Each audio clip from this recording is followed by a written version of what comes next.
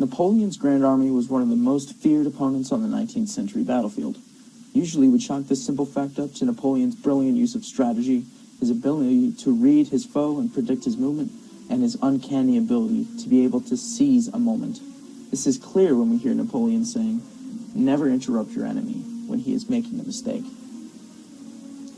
There is something much deeper and intrinsic we are missing here. The roots, the core of this whole operation. The soldiers getting in the thick of it, the officers leading those troops through fire, and arguably most importantly, the generals in command of Napoleon's 6 individual corps that was with him every single step of the way. Professional armies had been a relatively new invention in Europe, with most of the armies on the continent being levied from local lords who pledged their allegiance to a king. Now the army was a job, a career path you could choose to serve your country in. Traditionally, these armies were raised en masse. They would train as a mass into regimental organization, taught to march and work with their comrades in these complex formations. But these armies had an incredible fatal flaw.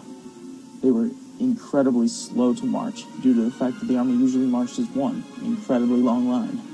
Seriously, these armies could stretch for miles depending on the size. This had an incredibly big drawback. If one section of the army was being harassed or assaulted, it would take an immensely long time for the rest of the army to form up in support to repel the attack. Napoleon knew of this and consistently used relative disorganization of the enemy to isolate and destroy individual pockets of resistance before moving on to the next. The way he was able to so successfully do this was with his ingenious reorganization of the French army. Rather than keeping one massive Grande Armee together on the march, Napoleon divided his army into individual corps, usually ranging from around 5 to 7, constituting the Grand Army. One corps had 2 or more divisions, and a division consisted of around 10,000 men, each division having its own cavalry, artillery, and light infantry. This resulted in, at the very least, 100,000 men in the Grand Army at all times, and Napoleon's army had 640,000 men in it at the invasion of Russia, showing a rapid increase of this corps system. What this meant for the French was that they could have smaller individual armies that were all self-sufficient and could defend themselves if need be. While they broke up the army like this, the French gained an incredible advantage in flexibility over their enemies.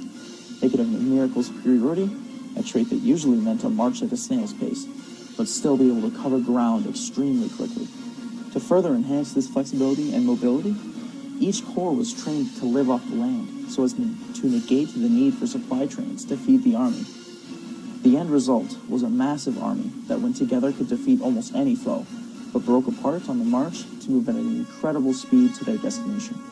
This worked particularly well at the Battle of Friedland, in which Napoleon used his mobility to quickly outflank, encircle, and destroy his Russian opposition. So now that we've covered what the core of the Grande Armée was and how it operated, we'll discuss its effects on the armies of Europe at the time and how it changed the way we see warfare to this very day. Napoleon, coming from his humble beginnings as an artillery officer, knew how to effectively use his artillery in almost any situation. His insights into warfare showed the modern, for the time, armies how to concentrate fire on a position and make use of mobile reserve batteries effectively. This, of course, translated very nicely into the brand new corps system, as they each had their own artillery batteries for the unit to use at their own leisure. The last rather significant change to warfare I will talk about today that Napoleon envisioned and employed with his corps was his emphasis on destruction. He was out to subjugate Europe under the French banner, and he thought that the only way to do this was to destroy the enemy's capacity to fight in any way that he thought he could. He was always looking to destroy an enemy decisively in a single battle, and then force them to negotiate a peace from a position of power. This wasn't unusual for armies to do, as scorched earth tactics had been used for centuries, but it was never before seen on such a large scale as this. Napoleon accomplished this with his highly efficient and quick-on-the-march corps to cut off supply routes, encircle isolated armies, destroy enemy crops and supply stations to starve them out, giving Napoleon all the more power at the negotiating table.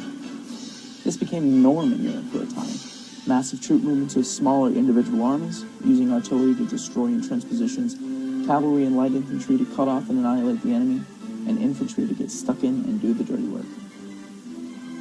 Thank you all for watching my newest video on Napoleon's corps in the Grande Armée. If you enjoyed this type of stuff, feel free to leave a like and subscribe.